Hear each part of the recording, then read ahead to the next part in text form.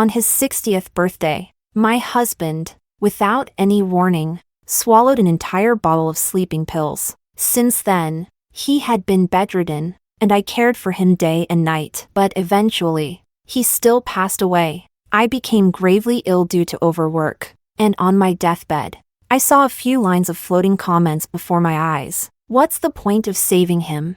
The male lead only killed himself to die with his first love. Men like him deserve to die. Sigh. The female supporting character is really tragic. She worked herself to death for the male lead and didn't even know the adopted daughter was actually his and his first love's child. What a miserable life for the female supporting character. She gave up her promising future at the space agency to serve a scumbag, wasting her entire life. I widened my eyes in shock. And just like that, I died. Chapter 1. When I opened my eyes again, I was back to the day I received the call from the space agency. Looking at my husband in the distance, holding a diamond ring and walking toward me, I answered the space agency. All right, I'll report in 7 days. The floating comments exploded. Did the female supporting character just wake up? She's actually putting her career before the male lead? But if she goes to the space agency, she won't see him for decades. Impossible. She's bound to regret it. Isn't it common knowledge that she's madly in love with him? Regret? In my previous life, I gave up on my dreams and served Diego for a lifetime. The hands I once used to write research papers were covered with calluses from housework, and my haggard face was often criticized by him. Had it not been for that fateful birthday, when he abandoned me after decades of companionship to die with Laura, I might never have known. To Diego, I was nothing more than a caretaker for him and his child. Even the child was one he had with his first love. Diego walked closer, dropped to one knee, and said, "Zoe, will you marry me?" His expression was sincere, and his eyes were bloodshot. Anyone who saw him would believe he was deeply in love with me. Here it comes. The iconic scene. Everyone knows the male lead just buried his first love. Even the ring he's holding was the one she didn't want. I was momentarily stunned and lowered my gaze to take the ring, sliding it onto my ring finger. It was a size too small. I involuntarily clenched my palm, my heart feeling like it was being squeezed, making it hard to breathe. In my previous life, when I received this ring, I wept with joy and immediately said yes to his proposal. Now, I realized I had only been his backup plan. I was about to reject him. The next second, I was violently pushed down, and the ring fell to the ground. "You bad woman, don't touch mommy's things." A small figure dashed out from behind Diego and pushed me. She quickly picked up the ring and glared at me with hatred in her eyes. My palms and knees were scraped, and blood oozed out. Diego picked up Olivia and gently comforted her. He looked up at me with indifference and said, "Olivia is still young and doesn't understand. Don't take it to heart." Looking at Olivia's innocent face, I closed my eyes. In my previous life, to take care of Olivia, I had willingly undergone sterilization and given up my ability to have children. I treated Olivia as if she were my own flesh and blood and spent decades in a loveless marriage with Diego. Yet she saw me as an enemy, constantly begging Diego to divorce me. After Diego's death from the sleeping pills, she didn't even let me attend his funeral. I was drenched by a torrential rain, and after suffering a high fever for 3 days and nights, I awoke to find she had buried Diego and Laura together. It became clear that she never really considered me part of the family. Suppressing tears, I got up from the ground. Only then did Diego notice the wounds on my body. "Let's go. I'll take you to the hospital." I brushed off the dust and took a deep breath. "No need." Diego paused, a flash of surprise in his eyes. The female character actually refused the male lead's request? Didn't she used to come running at just a beckon? Yes. I waited for Diego for 8 long years, until I became an old maid that everyone mocked, only to finally receive his proposal. Now, I no longer harbor any hopes. Diego insisted on taking me to the hospital. Given the physical disparity, I reluctantly agreed. After getting into the car, I naturally took a seat in the back. In decades of marriage, I had never sat in Diego's passenger seat. Any hint of desire on my part was met with his indifferent "Sit in the back. I'm not used to having someone next to me." Yet, I clearly saw him eagerly open the passenger door for his first love. carefully helping her into the car. The difference between love and lack thereof is just that stark. Diego drove, speaking to himself. How about we set the wedding for Sunday? I blinked. Sunday. The same day I was supposed to go to the space agency. It turns out, whether or not I accepted his proposal, as long as he wanted it, the marriage was set. I was about to speak when a message notification abruptly interrupted me. Diego's expression changed as he quickly picked up his phone. A message from Laura displayed. The flight has been rescheduled to tomorrow. Come keep me company. The car screeched to a halt at the roadside. Diego hastily glanced back at me. The hospital is not far. Go and get bandaged. We'll talk about the wedding another time. I barely stood steady as the car sped away. Holding my bleeding hand, I limped toward the hospital. Didn't I say so? The female character still agreed to the proposal. Didn't she? How could she bear to leave the male lead? This plot is different from what I saw before. Wasn't the female lead supposed to have already boarded the plane? After a quick bandaging, I returned to my dark home and received an employment form from the space agency. Without hesitation, I filled out my information and dropped the application form into the mailbox downstairs. Chapter 2. When Diego returned, he reeked of alcohol. I didn't know where he had sent Olivia, but seeing me on the sofa, he unusually pulled me into his arms. I was already hurt, and now I couldn't break free. Trapped in his embrace, his burning breath hit my neck, his lips gently caressing my back. I was momentarily dazed. Wow, has the male lead gone mad? He's actually touching the female character for once. Didn't you read earlier? He fought with his first love over their child's household registration. Just came back from drowning his sorrows at the bar. I took a deep breath and pushed him forcefully off me. Diego, see clearly who I am.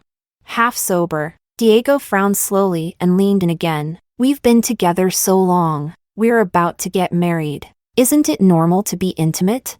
I scoffed. So, he realizes how long we've been together. All these years, apart from the title of girlfriend, he has given me nothing. He came from the countryside to the city, finding work only through my connections. He lived off me, even staying in the house left to me by my parents. Now, I was just a tool for his relief. His strength was surprising, and my clothes were quickly torn off. I closed my eyes, uttering my last resort in a hoarse voice. Diego, I'm ovulating today. I might get pregnant. Think carefully. Can you take responsibility for me and the child?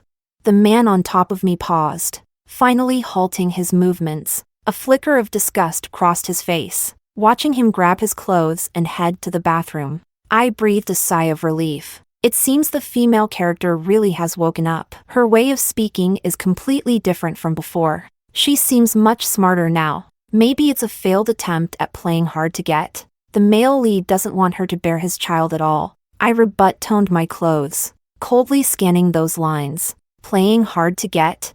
In my past life, I wanted countless times to have a child with Diego. He used his frigidity as an excuse, repeatedly refusing. It turns out he had a child with Laura on the outside. Now that I think about it, it's actually a good thing. At least I can leave without any attachments. I slept in the living room that night and was woken up the next day by noise. Looking up to see Diego making breakfast, he pushed a bowl of hot porridge in front of me. Looking down, it was my least favorite, preserved egg and lean pork porridge. I quietly pushed it a bit further away and stood up to pour myself a cup of hot water. Diego's expression quickly darkened.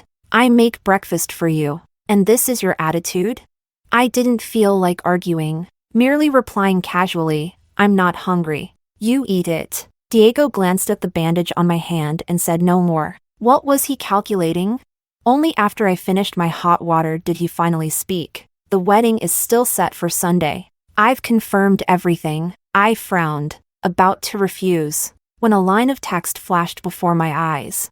The whole process was arranged according to the female lead's wishes. Even the wedding dress was picked by her. And it's tacky, clearly meant to embarrass the female character at the wedding. In my past life, I was moved that Diego had arranged everything for me. That poorly made wedding dress was treasured by me for a long time. Now thinking about it, how naive I was back then, to actually believe he had any love for me. My eyes darkened. Diego. I don't want the wedding, Zoe. There's something I need to discuss with you. Diego suddenly interrupted me. Olivia broke school rules and was punished by the teacher, and she refuses to go to school. So?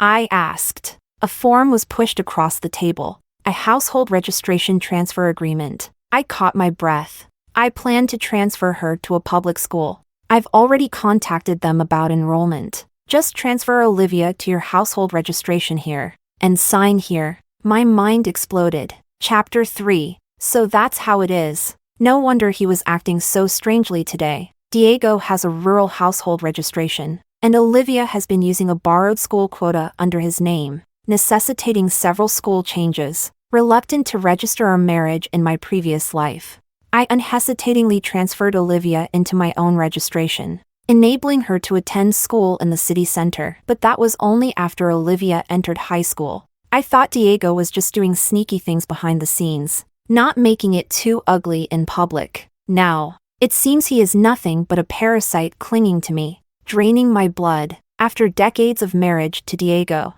we don't even have a marriage certificate. It turns out he was merely preserving that ridiculous fidelity for Laura. I trembled uncontrollably, barely able to hold my water glass. Diego glanced at the time, picked up his keys, and stood up. I'm going to pick up Olivia for school. Remember to deliver her lunch to school. I won't be back for lunch. Still picking up the kid. He just wants to appease his first love. The little tricks of men. I took several deep breaths, trying to calm myself down. Reliving this life. I've grasped life experiences I didn't know before. Now is not the time to act impulsively. After getting ready, I went to the finance office. I'm about to start my job at the space agency, and it's time to properly manage the remaining assets. The house was left to me by my parents. I've bought life insurance, and after I leave, anyone who moves in will be evicted by the insurance company. The rest of the assets I've deposited into a new card.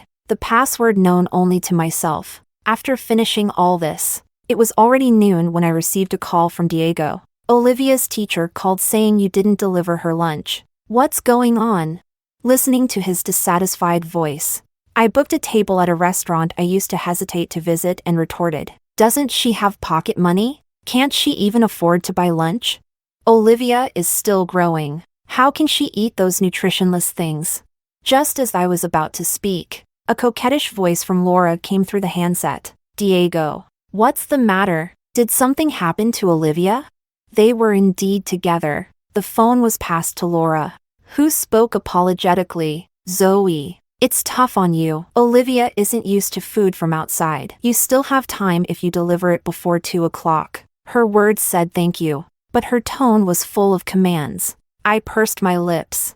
These two. They've already taken it for granted to treat me like a nanny. I asked. Olivia sees you as a mother. Why don't you go deliver it? Laura was stunned, seemingly not expecting my words to be so sharp, and quickly choked up. She likes me, but I can't help it. I have a weak body and often get sick. I can't take good care of Olivia. Zoe, you've taken care of Olivia for so many years. Surely you are more attentive. This was escalating to moral coercion. I laughed. These little tricks are no different from child's play to someone who has lived through another lifetime. Your weakness is your own issue.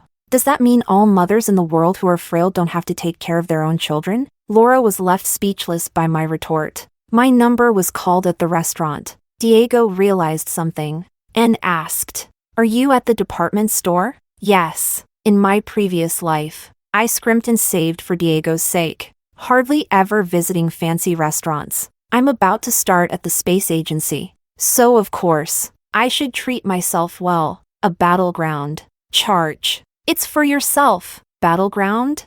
I frowned, suddenly feeling a bad premonition. Looking up, I met the eyes of the two in the restaurant. Chapter 4. The three of us were stunned. Exciting. These three have never gathered together before, right? It's all the male lead's doing.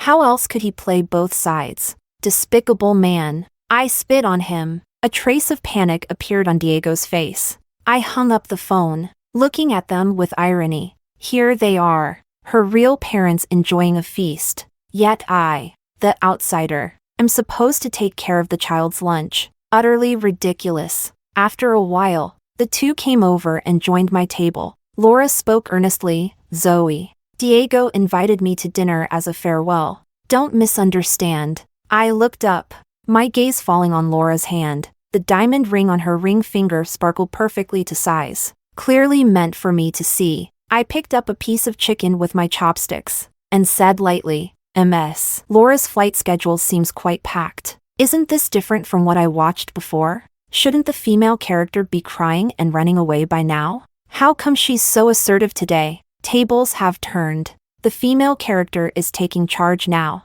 The male lead wants to marry her, and the female lead is out of play. Zoe, don't go too far, Diego coldly said. Laura kindly came to join you for lunch. She means no harm. What a performance of wife singing along with her husband.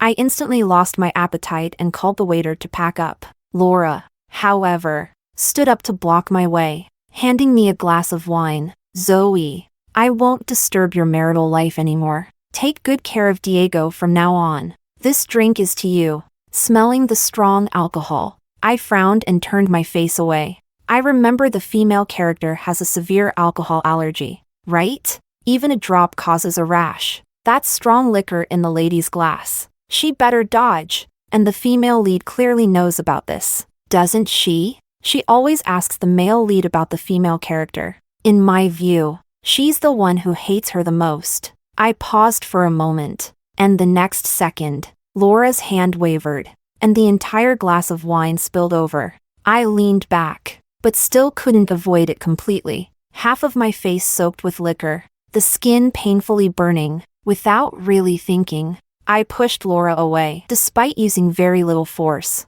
She fell to the ground, her face, beautiful as a pear blossom drenched in rain, quickly filled with tears. Zoe, I know you hate me because of my close relationship with Diego. But did you really need to push me intentionally just because I didn't hold my glass steady? Red rashes quickly spread up my neck, and I struggled to breathe, unable to utter a word. Diego quickly came over, picked Laura up from the ground, and gave me a fierce glare. I thought you were virtuous and gentle, but now I see. You're just a jealous and spiteful woman. With that, he carried Laura out of the restaurant in large strides, not giving me another look. Using the last of my strength, I dialed emergency services at 120, then passed out completely. Chapter 5. I spent 5 days in the hospital, during which I received countless messages from Diego. Laura cried for a long time. She's boarding soon. If you have any conscience left,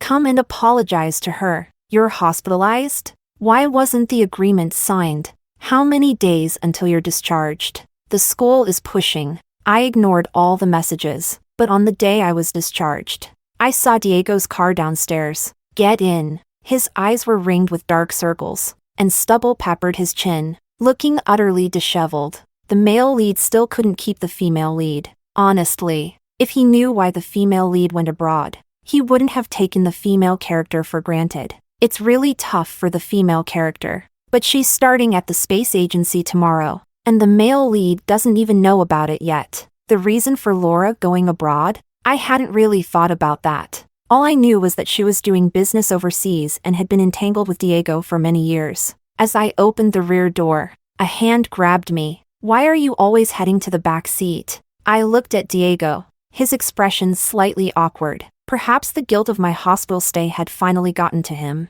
I was pulled to the passenger seat, and just as I sat down, my feet touched a pair of glittering high heels. Diego quickly picked up the shoes and threw them to the back seat. Coughing lightly, Laura said the high heels were uncomfortable, so she left them in the car. I just smiled, saying nothing. I had seen those shoes before. They were a new model of the season, and I had mentioned I liked them. In fact, in decades of marriage, Diego had never bought me a decent pair of shoes. Seeing my lack of reaction, he breathed a sigh of relief. The wedding is tomorrow. Go home and rest well today. After getting home, Olivia, wielding a water gun, started shooting at me wildly. Bad woman. Get out of my house. The house was a mess. My gaze falling on the chaotic bedroom. I caught my breath, rushing over. The scene inside made me go weak. The bedroom was a mess, seemingly ransacked on purpose. Yet none of Diego's things were damaged.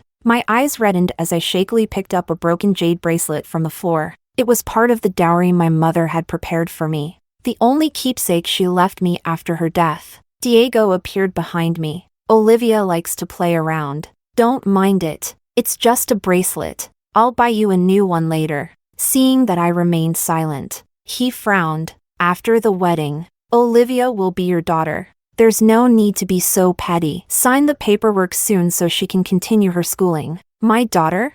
That's laughable. I closed my eyes, suppressing the turmoil inside. Leave the paperwork on the table. I'll sign it tonight. A flicker of satisfaction crossed Diego's eyes as he picked up Olivia and went to the study. Once he closed the door, I tore the paper into shreds, packed up my luggage. I hailed a cab to the airport and headed to the space agency to report for duty overnight. Chapter 6. Upon arriving at the space station, a staff member escorted me to my quarters. In this era, I am one of the few university students from the science and research sector. All thanks to my forward-thinking parents who carefully nurtured me. I have always loved scientific research, particularly interested in aerospace. Unfortunately, my parents died unexpectedly in a flood relief mission, leaving me an orphan. That's when Diego appeared, like a beacon of light. His consideration, gentleness, and constant companionship quickly swept me off my feet.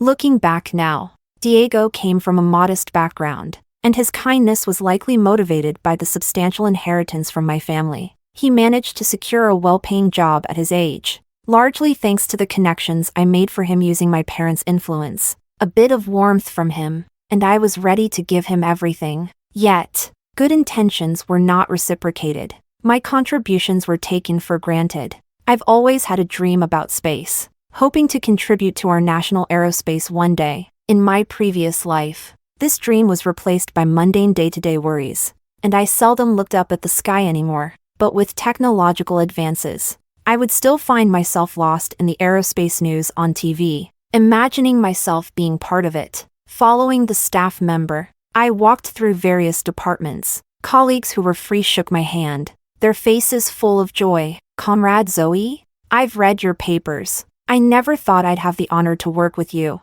I smiled. During my university days, I had published several papers that my professors highly praised, and the space agency had invited me back then. But at that time, devastated by the news of my parents' deaths, I had rejected them. Heaven has given me another chance, and I would not miss it like I did in my past life. Facing a routine interview with my superior, I stood up straight. Zoe, your credentials are excellent, but I heard you have a child. Does the child's father have any objections to you joining the space agency? Do we need to further notify anyone? No need, I replied with a radiant smile. He's not my husband, and that's not my child, just passers-by in my life. My superior was taken aback, then showed a look of admiration. You seem to have gone through a lot. I hope you find your true calling here at the space agency. Hearing this, I couldn't help but feel a lump in my throat. I stood up and bowed deeply. I certainly will.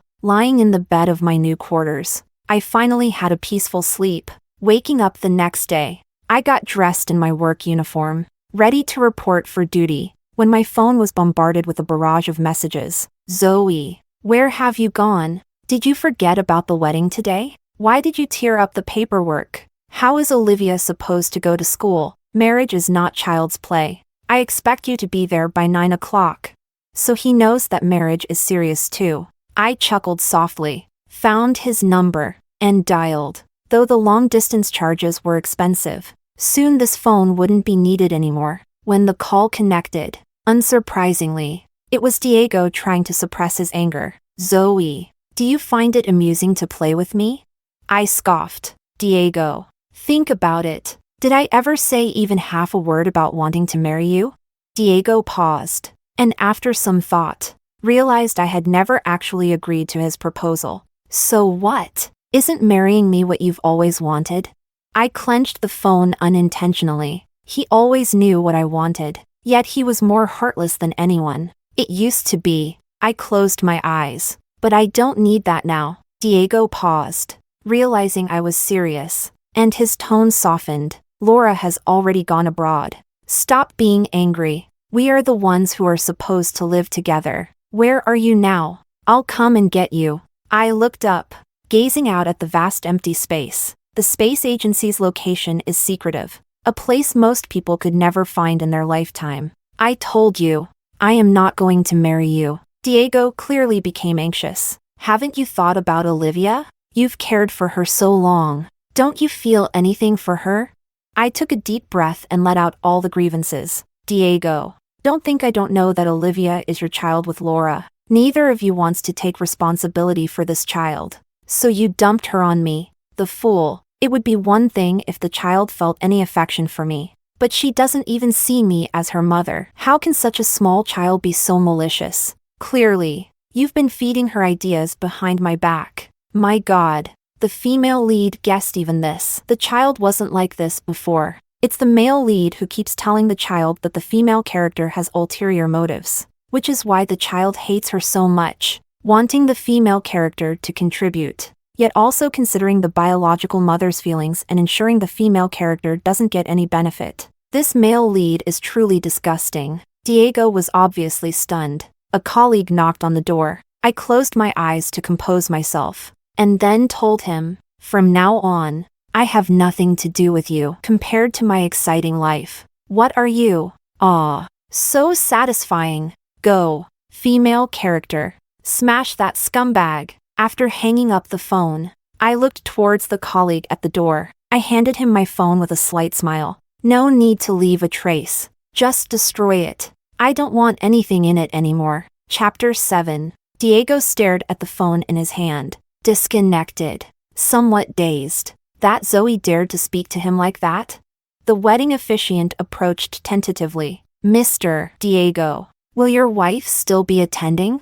Diego punched the wall hard. Get lost. He wanted to see just how long Zoe could keep up her tough front. She couldn't possibly not show up. Every time they passed a bridal shop, Zoe would gaze longingly at the dresses inside. Yet she would timidly look at his face, turning away. And with just a hint of his impatience, she would avert her eyes. Zoe was just that easily dismissed. Despite being a highly educated intellectual, she seemed to have no mind of her own. Diego clenched the ring box in his hand until it creaked. Lately, Zoe had been acting increasingly out of line, and to appease her, he had specifically ordered a new ring, and she dared to be ungrateful? Olivia tugged at his sleeve. Daddy, how long do we have to wait? Diego squatted down, lifting Olivia into his arms, confidently said, at most a quarter of an hour. She'll come crawling back like a lapdog. When that time came, he would not forgive her easily. Olivia nodded thoughtfully, then asked, Daddy, why don't you marry Mommy?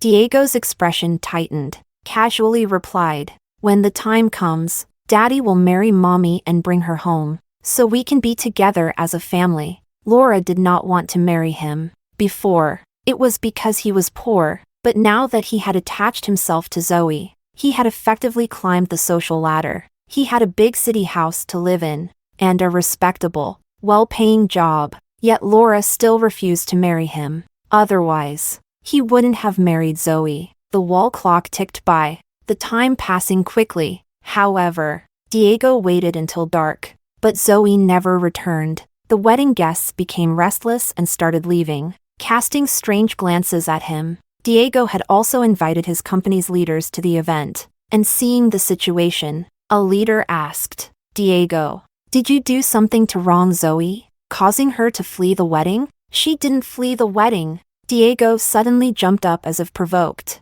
This is a matter between my wife and me. It's nobody else's business. The leader frowned. He had been good friends with Zoe's parents and had given Diego his position largely out of respect for Zoe. While Diego had performed well in his role, personal misconduct was still grounds for dismissal. Logically, Diego should not dare to offend Zoe so lightly. Realizing his overreaction, Diego forced a smile and said, Leader, I apologize. I got a bit carried away. I'll give Zoe a call. She might have some emergency. However, the phone rang for a long time without an answer. Diego made 5 or 6 calls, all unanswered. Sweat beaded on his forehead as the leader looked at him meaningfully. I have work back at the office. I'll head back first. It wasn't until the guests had nearly all left that Diego finally realized the gravity of the situation. Zoe had really left. Chapter 8. Diego returned home and kicked the door open in frustration. The house was a mess. The aftermath of Olivia's antics from the day before. He had encouraged Olivia to act out even more excessively, hoping to pressure Zoe into signing the transfer agreement. But she tore up the agreement, clearly unwilling to sign. Diego found a relatively clean spot on the sofa and sat down, rubbing his temples in irritation. After some thought, he composed a message and sent it to the shoe store owner. He remembered Zoe mentioning she liked those high heels, though he hadn't taken it seriously at the time. Glancing at his groom's suit, Diego scoffed. Zoe was hopelessly devoted to him, easily appeased with a pair of shoes. Olivia pouted. Daddy, the house is so messy. I barely have space to do my homework. Diego patted her head. It's okay. She'll clean it up when she gets back. Just play for today. Olivia cheered and ran off. And Diego then texted a school principal he had previously contacted. Without a marriage certificate and proof of housing, it was difficult to secure a school spot for Olivia, especially since Laura was a hands-off parent who hadn't bothered with the child since birth. If it weren't for Zoe taking care of her, Olivia would be nothing but a burden to him. After the exhausting day at the party, Diego went straight to sleep. The next day, he was awakened by insistent knocking. It must be Zoe coming back. Diego quickly went to open the door, his expression darkening instantly. Outside stood two men in suits. Annoyed, he began to close the door. I'm not buying insurance. Get lost. One of them stopped the door with his hand, saying, We are here at MS. Zoe's request to repossess the property. Zoe? Diego frowned. What do you mean, repossess the property? The other man pulled out a document. MS. Zoe placed a preservation order on her assets with our company a week ago, stating this house as her personal property. We are here to clear the premises of unrelated persons. Diego laughed out of anger. Unrelated persons? I'm her husband. The two men exchanged glances, then extended their hand toward him and said, Please show us your marriage certificate with MS. Zoe. Diego was slightly taken aback, and said firmly, We haven't registered yet, but we are already married. The man holding the agreement frowned and said sternly, Sir, this is a society governed by law after the reforms. You cannot fabricate MS. Zoe's marital status without evidence. What fabrication? Diego raised his voice. I've been with her for so many years. How could I not know? The man laughed dismissively. You mean to say, you've been with MS Zoe for so many years and don't even have a marriage certificate? Diego was immediately silenced, especially since the agreement indeed bore Zoe's genuine signature in the lower right corner. The staff looked into the house with a cold expression. Comrade, tomorrow is the final deadline for repossession. Please clean up the house by today. Otherwise, we will call the police and arrest you for trespassing and damaging private property. Diego looked back at the messy interior, clenching his teeth. Since being with Zoe, he hadn't lifted a finger to do any housework. Where did Zoe go? He asked. Bring her back. I want to talk to her face to face. The staff shook their heads. No comment. After the two men left, Olivia timidly walked out from her room. Daddy, are we going to be kicked out? Didn't you say this was our house? Diego opened his mouth but could not find the words to respond.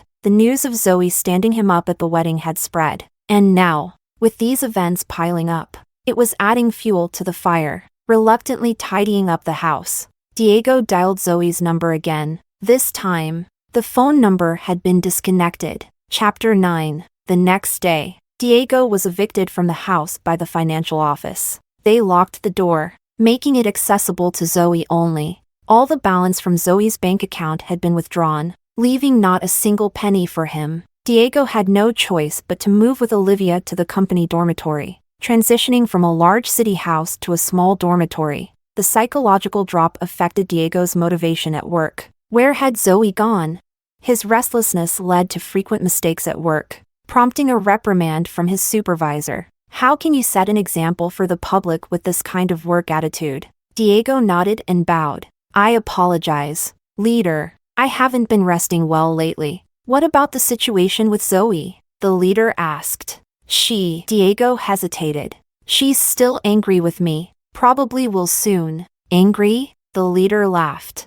I've known Zoe since she was a child, and she's not one to throw tantrums without reason. Did you do something to wrong her? Diego clenched his fists, feeling uneasy. Had he wronged Zoe? Thinking about it, had he ever done anything to deserve Zoe? It all started with his eye on her family's inheritance, and later, he always treated her like a servant. He even had her take care of his and Laura's child. Seeing his reaction, the leader waved him away. Go now, work well these next few days, and don't make any more mistakes. I'll get to the bottom of this. Little did he know, this investigation would uncover serious issues. During his relationship with Zoe, Diego was still entangled with Laura, even having a child with her. This might be considered morally wrong, but further investigation revealed that Laura was married. She had married an overseas Chinese many years ago and even had a child. When Diego received the information, he could hardly believe his eyes. So this was the real reason Laura refused to marry him. The scandal erupted loudly, causing significant negative impact to the organization. Consequently, Diego was fired. It was fair to say, it was never truly his position to hold. His reputation damaged.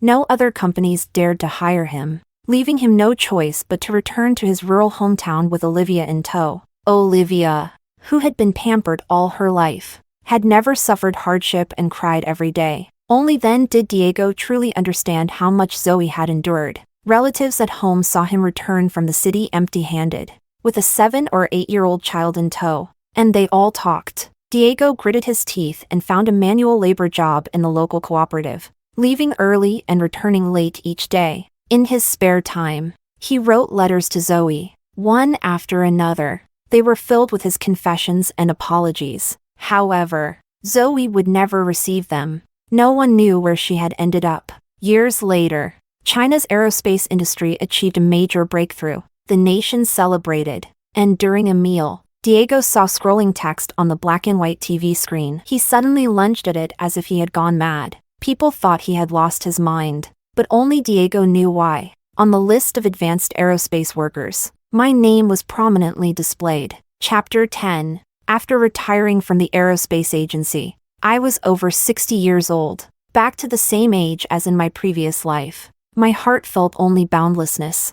I had dedicated myself heart and soul to the national aerospace cause, earning enough medals to fill an entire wall. At this time in my previous life, I was overwhelmed dealing with Diego's suicide by drug overdose. Only after distancing myself from him did I discover how beautiful life could be. Looking at myself in the mirror, although my hair was half white, the sparkle in my eyes hadn't faded one bit. Many universities invited me to be a professor, but I declined them all with a smile. I wanted to spend my last decades peacefully in my hometown. With rapid technological advancements, many people recognized me on the streets and asked for photos. That was normal, given that I often appeared on TV interviews as one of the contemporary outstanding women. The leader who had taken special care of me had reached his 60s, his eyes twinkling with pride as he looked at me. Zoe, you are the pride of all of us. Hearing that I had returned, my former colleagues jubilantly came to open the door for me.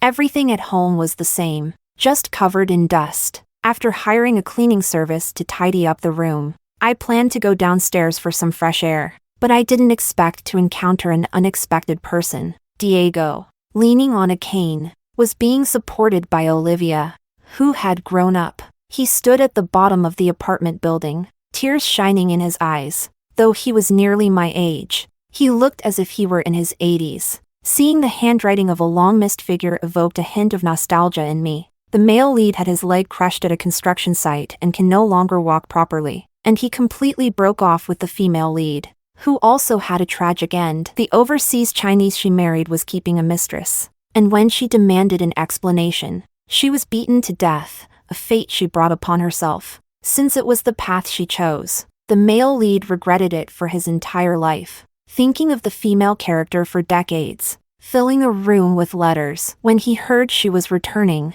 he rushed from the countryside without stopping. So much had happened during the decades I was away. The aging Diego asked with a trembling voice, Zoe, do you still blame me? It seemed he truly regretted many years. I had thought about his situation, but never expected it to be so pitiful. It was his own doing. After all, I said softly, yet firmly, Diego, I will never be able to forgive you. The old man stooped back, stiffened for a moment, then bent even lower. He muttered an apology, turned around, and shuffled away with his cane. Olivia looked back at me from a distance. She looked much like she did in the previous life, except her skin was tanned from the countryside sun, and her eyes lacked the arrogance they once had. She mouthed what I recognized as Mom at me. Then she bowed deeply in my direction. Father and daughter supported each other as they walked out of my sight. I looked up and took a deep breath of fresh air. The sunlight shone on my face,